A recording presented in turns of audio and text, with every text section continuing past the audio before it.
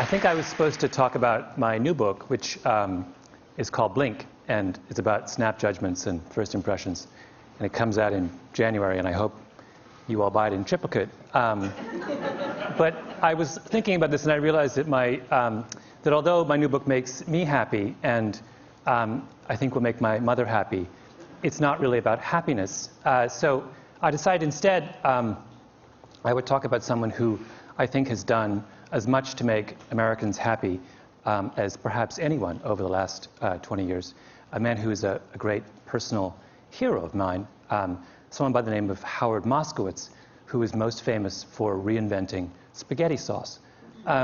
Howard's about this high, and he's round, and he's in his 60s, and he has big, huge glasses and thinning gray hair, and he has a kind of wonderful exuberance and vitality, and he has a parrot, and he loves the opera, and he's a great aficionado of medieval history. And he, by profession, he's a psychophysicist. Now, I should tell you that I have no idea what psychophysics is, although at some point in my life, I dated a girl for 2 years who was getting her doctorate in psychophysics. We should tell you something about that relationship. But Howard, as far as I know, psychophysics is about measuring things. And Howard is very interested in measuring things. And he graduated with his doctorate from Harvard, and he set up a little consulting shop in White Plains, New York. And one of his first clients was, this is many years ago, back in the early 70s, one of his first clients was Pepsi. And Pepsi came to Howard and they said, you know, there's this new thing called aspartame, and we would like to make Diet Pepsi. And we'd like you to figure out how much aspartame we should put in each can of Diet Pepsi in order to have the perfect drink. Right? Now that sounds like an incredibly straightforward question to answer. And that's what Howard thought. Because Pepsi told him, look, we're working with a band between 8 and 12%. Anything below 8% sweetness is not sweet enough. Anything above 12% sweetness is too sweet. We want to know what's the sweet spot between 8 and 12. Now, if I gave you this problem to do, you would all say, it's very simple. What we do is you make up a big experimental batch of Pepsi at every degree of sweetness, 8%, 8.1, 8.2, 8.3, all the way up to 12. And we try this out with thousands of people, and we plot the results on a curve, and we take the most popular concentration, right? Really simple. Howard does the experiment, and he gets the data back, and he plots it on a curve, and all of a sudden he realizes it's not a nice bell curve. In fact, the data doesn't make any sense. It's a mess. It's all over the place, right? Now, most people in that business, in the world of testing food and such, are not dismayed when the data comes back a mess. They think, well, you know, figuring out what people think about cola is not that easy. You know, maybe we made an error somewhere along the way. You know, let's just make an educated guess, and they simply point and they go for 10%, right in the middle. Howard is not so easily placated. Howard is a man of a certain degree of intellectual standards, and this was not good enough for him. And this question bedeviled him for years. And he would think it through and say, what was wrong? Why could we not make sense of this experiment with Diet Pepsi? And one day he was sitting in a diner in White Plains about to go, trying to dream up some work for Nescafe. And suddenly, like a bolt of lightning, the answer came to him. And that is that when they analyzed the Diet Pepsi data, they were asking the wrong question. They were looking for the perfect Pepsi, and they should have been looking for the perfect Pepsis. Trust me, this was an enormous revelation. This was one of the most brilliant breakthroughs in all of food science. And Howard immediately went on the road, and he would go to conferences around the country, and he would stand up and he would say, you have been looking for the perfect Pepsi. You're wrong. You should be looking for the perfect Pepsis. And people would look at him with a blank look, and they would say, what are you talking about? It's craziness. And they would say, you know, move, next. He tried to get business, nobody would hire him. He was obsessed, though, and he talked about it and talked about it and talked about it. Howard loves the Yiddish expression, to a worm in horseradish, the world is horseradish. This was his horseradish. He was obsessed with it. And finally, he had a breakthrough. Vlasic pickles came to him. And they said, Mr. Moskowitz, Dr. Moskowitz, we want to make the perfect pickle. And he said, there is no perfect pickle. There are only perfect pickles. And he came back to them and he said, you don't just need to improve your regular. You need to create zesty. And that's where we got zesty pickles. Then the next person came to him, and that was Campbell's soup. And this was even more important. In fact, Campbell's soup is where Howard made his reputation. Campbell's made Prego, and Prego in the early 80s was struggling next to ragu, which was the dominant spaghetti sauce of the 70s and 80s. Now, in the industry, I don't know whether you care about this or how much time I have to go into this, but it was, technically speaking, this is an aside, Prego is a better tomato sauce than ragu. The quality of the tomato paste is much better. The spice mix is far superior. It adheres to the pasta in a much more pleasing way. In fact, they would do the famous bowl test back in the 70s with ragu and Prego. You'd have a plate of spaghetti and you would pour it on, right? And the ragu would all go to the bottom and the Prego would sit on top. That's called adherence. And anyway, despite the fact that they were far superior in adherence and the quality of their tomato paste, Prego was struggling. So they came to Howard and they said, fix us. And Howard looked at their product line and he said, what you have is a dead potatoes society, a dead tomatoes society. So he said, this is what I want to do. And he got together with the Campbell's Soup Kitchen and he made 45 varieties of spaghetti sauce. And he varied them according to every conceivable way that you can vary tomato sauce. By sweetness, by level of garlic, by tartness, by sourness, by tomatoiness, by visible solids, my favorite term in the spaghetti sauce business. Every conceivable way you can vary spaghetti sauce, he varied spaghetti sauce. And then he took this whole raft of 45 spaghetti sauces and he went on the road. He went to New York, he went to Chicago, he went to Jacksonville, he went to Los Angeles. And he brought in people by the truckload into big halls. And he sat them down for 2 hours and he gave them over the course of that 2 hours 10 bowls. 10 small bowls of pasta with a different spaghetti sauce on each one. And after they ate each bowl, they had to rate from 0 to 100 how good they thought the spaghetti sauce was. At the end of that process, after doing it for months and months, he had a mountain of data about how the American people feel about spaghetti sauce.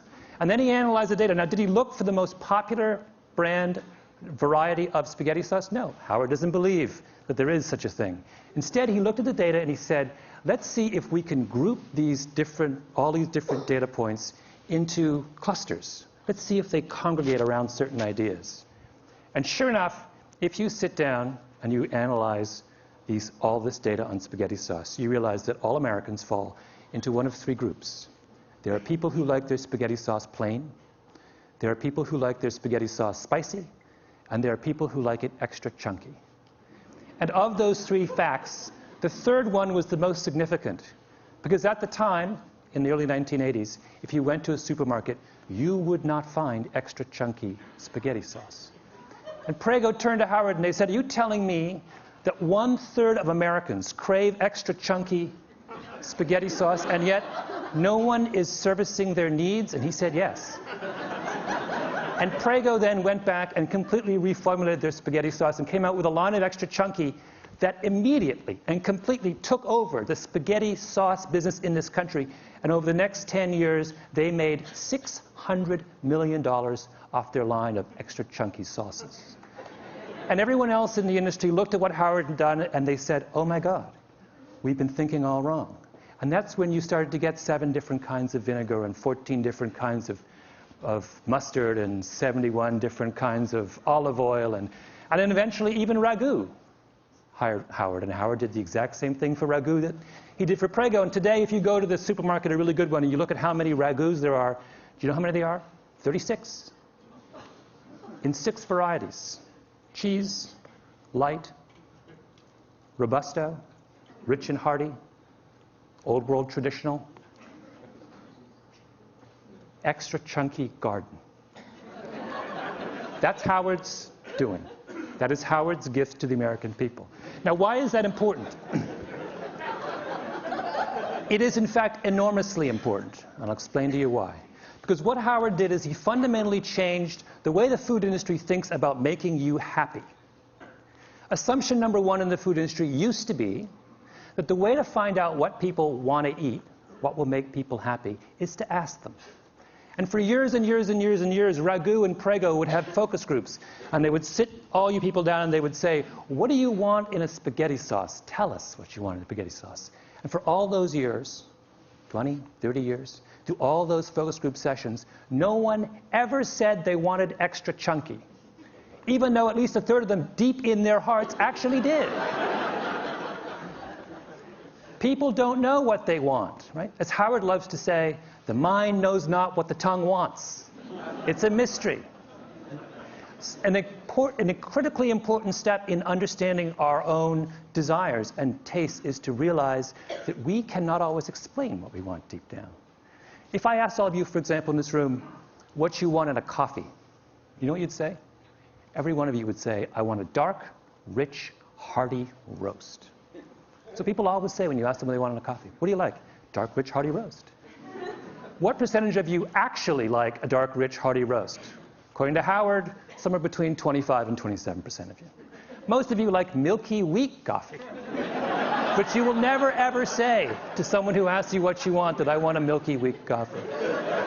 So that's number one thing that Howard did. Number two thing that Howard did is he made us realize, it's another very critical point, he made us realize in the importance of what he likes to call horizontal segmentation. Why is this critical? It's critical because this is the way the food industry thought before Howard, right? What were they obsessed with in the early 80s? They were obsessed with mustard. In particular, they were obsessed with the story of Grey Poupon, right? Used to be, there were two mustards, French's and Golden's. What were they? Yellow mustard. What's in yellow mustard? Yellow mustard seeds, turmeric, and paprika. That was mustard. Grey Poupon came along with a Dijon, right? Much more volatile brown mustard seed, some white wine, a nose hit, much more delicate aromatics. And what did they do? They put it in a little tiny glass jar with a wonderful enameled label on it. Made it look French, even though it's made in Oxnard, California. And instead of charging $1.50 for the 8-ounce can, the way the 8-ounce bottle, the way that French's and Golden's did, they decided to charge $4. And then they had those ads, right, with the guy in the Rolls Royce, and he's eating the Grey Poupon, the other Rolls Royce pulls up, and he says, do you have any Grey Poupon? And the whole thing, after they did that, Grey Poupon takes off, takes over the mustard business. And everyone's take-home lesson from that was that the way to get to make people happy, right, is to give them something that is more expensive, something to aspire to, right? Is to make them turn their back on what they like, think they like now, and reach out for something higher up the mustard hierarchy. A better mustard, a more expensive mustard, a mustard of more sophistication and culture and meaning. And Howard looked at that and said, that's wrong. Mustard does not exist on a hierarchy. Mustard exists, just like tomato sauce, on a horizontal plane. There is no good mustard or bad mustard. There is no perfect mustard or imperfect mustard. There are only different kinds of mustards that suit different kinds of people. He fundamentally democratized the way we think about taste. And for that as well, we owe Howard Moskowitz a huge vote of thanks. Third thing that Howard did, and perhaps the most important, is Howard confronted the notion of the Platonic dish. What do I mean by that? For the longest time in the food industry, there was a sense that there was one way, a perfect way, to make a dish. You go to Chez Panisse, they give you the red tail sashimi with roasted pumpkin seeds in a something reduction. They don't give you 5 options on the reduction, right? They don't say, do you want the extra chunky reduction or do you want the... No, you just get the reduction. Why? Because the chef at Chez Panisse has a Platonic notion about red tail sashimi. This is the way it ought to be.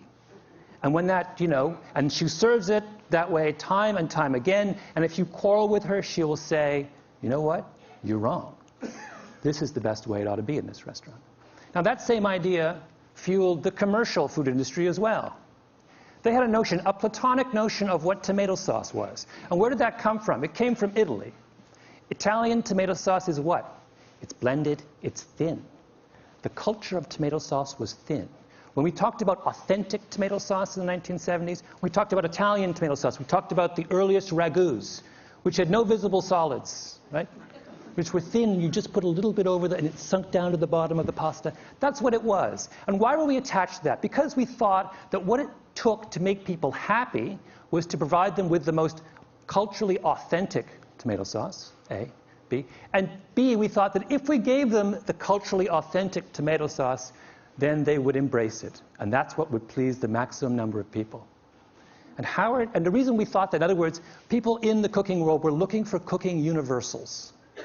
They were looking for one way to treat all of us. And there's good reason for them to be obsessed with the idea of universals, because all of science, through the 19th century and much of the 20th, was obsessed with universals. Psychologists, medical scientists, economists were all interested in finding out the rules that govern the way all of us behave. But that changed, right? What is the great revolution in science of the last 10, 15 years? It is the movement from the search for universals to the understanding of variability. Now in medical science, we don't want to know just how cancer works. We want to know how your cancer is different from my cancer. I guess my cancer is different from your cancer. We're interested in genetics has opened the door to the study of human variability. What Howard Moskowitz was doing was saying this same revolution needs to happen in the world of tomato sauce. And for that, we owe him a great vote of thanks. I'll give you one last illustration of variability. And that is, Howard not only believed that, but he took it a second step, which was to say that when we pursue universal principles in food, we aren't just making an error, we are actually doing ourselves a massive disservice. And the example he used was coffee. And coffee is something he did a lot of work with Nescafé. If I were to ask all of you to try and come up with a brand of coffee, a type of coffee, a brew, that made all of you happy, and then I ask you to rate that coffee, the average score in this room for coffee would be about 60 on a scale of 0 to 100. If, however, you allowed me to break you into coffee clusters, maybe 3 or 4 coffee clusters, and I could make coffee just for for each of those individual clusters, your scores would go from 60 to 75 or 78. The difference between coffee at 60 and coffee at 78 is a difference between coffee that makes you wince and coffee that makes you deliriously happy. That is the final and I think most beautiful lesson of Howard Moskowitz, that in embracing the diversity of human beings, we will find a sure way to true happiness. Thank you.